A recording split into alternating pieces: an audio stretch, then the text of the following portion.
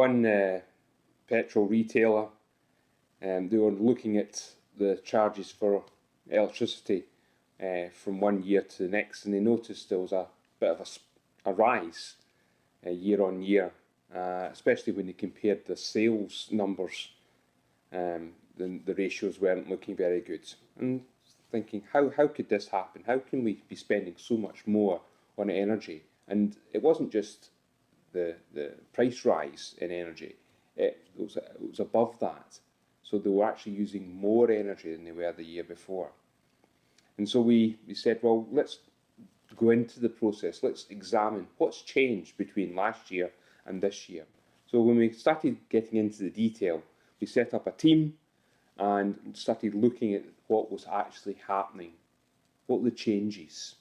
And we saw that for new products and just new equipment had been added to these retail sites.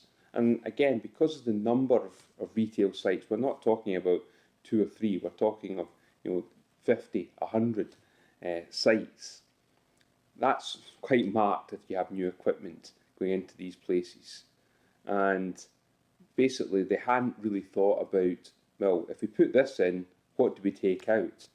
And once we started looking into the energy usage, we saw many opportunities to actually start to reduce levels, changing some of the equipment, the lighting, things like the computers that they had, some of the systems that supported, just making some small alterations. Again, replicating that across all the retail sites. And actually, what happened was the energy levels came down significantly.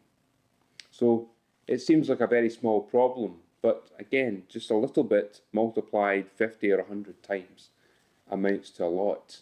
So, do you have your utility charges under control?